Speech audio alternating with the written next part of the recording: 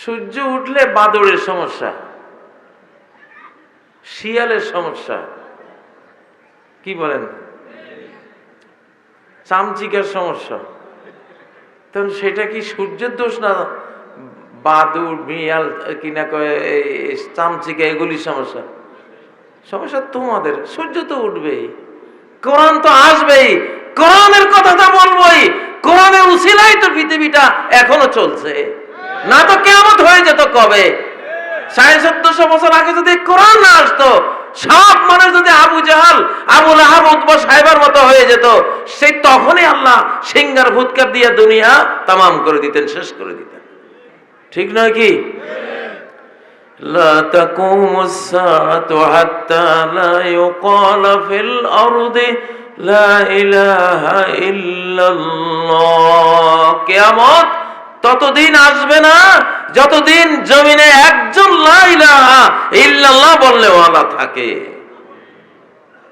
একজন লা ইলাহা ইল্লাল্লাহ ওয়ালা যদি, এই যে আপনারা আছেন এক একজন লা ইলাহা ইল্লাল্লাহ ওয়ালা, কেউ রিক্সা চালান, কেউ কুলিগিরি করেন, কেউ ক্ষেত মজুর, কেউ চাকরি করেন, কেউ বিদেশে যান, একটা না একটা কাজ তো করেন, কেউ বা সুইপারও তো আছে কিনা? কিন্তু এই সুইপার যদি লা ইলাহা ইল্লাল্লাহ নিয়ে মারা যায়, আল্লাহ তাআলা তাকে 65 পৃথিবীর সম্রাট বানিয়ে দেবেন।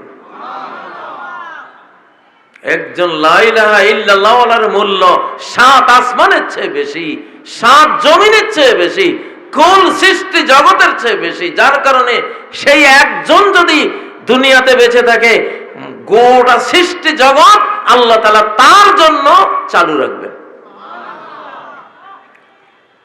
আদম আর হাওয়া যখন পৃথিবীতে আসেন, দুইজনই তো ছিলেন, ওই দুইজনের জন্য গোটা পৃথিবী আল্লাহ চালু রেখেছে। দুইজন ইমানদার। কয়জন? হযরত ইব্রাহিম আলাইহিস সালাম আর ওনার স্ত্রী সারা। এক সময় সারা পৃথিবীতে একজনও ইমানদার ছিল না, এই দুইজন ছাড়া। এই দুইজন গোটা পৃথিবীকে ধরে রেখেছে। ওই দুইজনের জন্যই দিন রাত এসেছে গিয়েছে, চাঁদ এসেছে, সূর্য উদিত হয়েছে, সব কিছু বৃষ্টিপাত হয়েছে, মৌসুম এসেছে, ফলমূল ফলেছে। কয়জনের জন্য? তিনি তার স্ত্রী সারাকে বললেন, ইন্নাহু লাইসা ফিল আরদি মুমিনুন গায়রি ওয়া গায়রুক। ও সারা, পৃথিবীতে আমি আর তুমি ছাড়া আর কোনো ঈমানদার নাই। আল্লাহু আকবার। তাহলে ইন্না লিল্লাহি কথাটা সত্য হোক আপনার জীবনে, এটা চান কিনা? মরে গেলে ইন্না লিল্লাহ, কোনো কাজ হবে না। মরার আগে ইন্না লিল্লাহি ওয়া ইন্না ইলাইহি রাজিউন। ইন্না লিল্লাহি, কোনো সন্দেহ নাই। ইন্না মানে নিশ্চয়ই আমরা, কোনো ডাউট নেই যে আমরা। আমরা কারা? সবাই। আমরা সবাই, সকল মানুষ, যে যে দল করেন, যে যেই মত পথ মতবাদ অনুসরণ করেন, কমন কথা হলো ইন্না লিল্লাহ। আমরা সবাই কার? আমরা সবাই আল্লাহর। আমার প্রশ্ন, আমরা যে সবাই আল্লাহ, বাস্তবে কি আমরা সবাই আল্লাহর হয়ে কাজ করি? ইন্না লিল্লাহ, সন্দেহ নাই আমরা সবাই আল্লাহ। এটা দুইটা অর্থ। একটা হলো সবাই আল্লাহর, আল্লাহর মালিকানাধীন, তার সৃষ্টির অধীন। তিনি বানিয়েছেন, তিনি সৃষ্টি করেছেন, তিনি অস্তিত্ব দিয়েছেন। আমরা সবাই তার মূল্যকে আকাশের নিচে জমিনের উপরে আমরা আছি, তার খাই, তার দিন ভোগ করি, তার রাত ভোগ করি, তার সূর্যের আলো ভোগ করি, সবকিছু তার মালিকানাধীন। এটা একটা অর্থ। দ্বিতীয় অর্থ হলো মুসলমানের অর্থ, যেটা ঈমানদারদের, ইন্না লিল্লাহ, আমরা আল্লাহর জন্যই কাজ করি, আল্লাহর জন্যই বাঁচি, আল্লাহর জন্যই মরি, আল্লাহর জন্যই নামাজ পড়ি, আল্লাহর জন্যই কুরবানি করি। এই অর্থটা, এটা হলো জান্নাতি অর্থ। এই অর্থ যারা মনে করবে তারা জান্নাতে যাবে।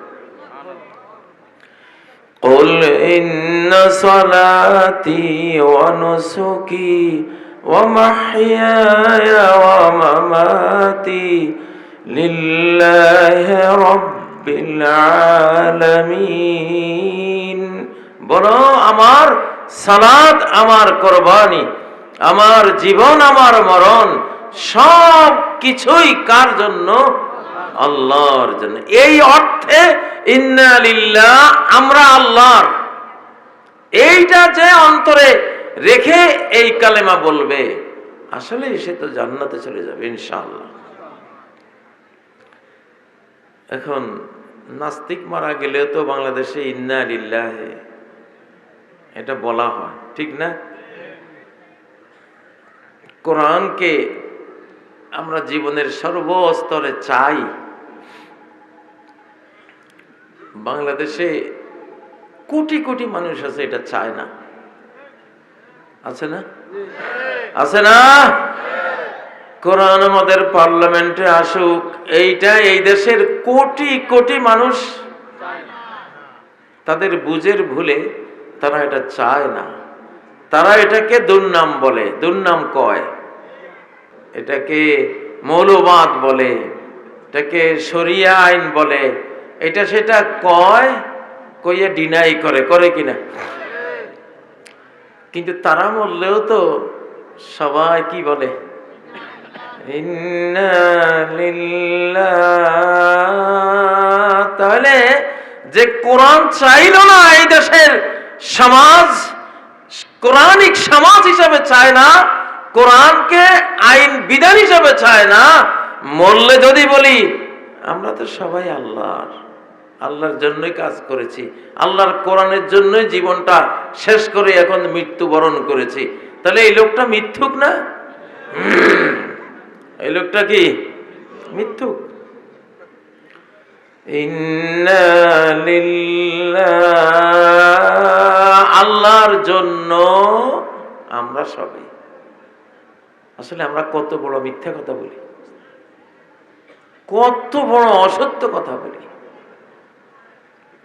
কয়টা মানুষ, বাংলাদেশের কয়টা নেতা আল্লাহর জন্য মারা গেছে বলেন? আপনি তো আল্লাহর জন্য মরলেই তো আপনি বলবেন ইন্না লিল্লাহ, আমি আল্লাহর জন্য মরেছি। কার জন্য? আল্লাহর জন্য। আল্লাহর কোরআনের কথা বলার কারণে ফাঁসি দিয়ে দিছে, ঠিক না? যারা আল্লাহর কারণে আল্লাহর জন্য মরেছে তাদের মৃত্যুতে ইন্না লিল্লাহি 100% সত্য।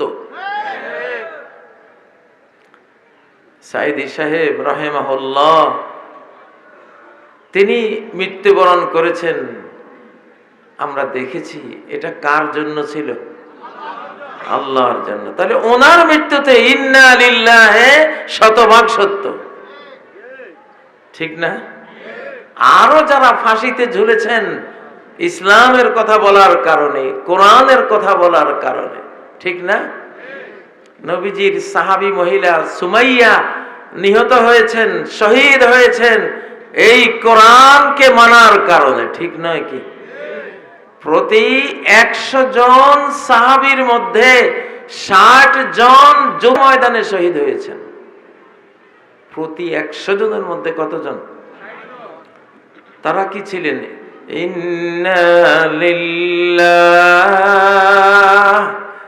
তারা কি ছিলেন?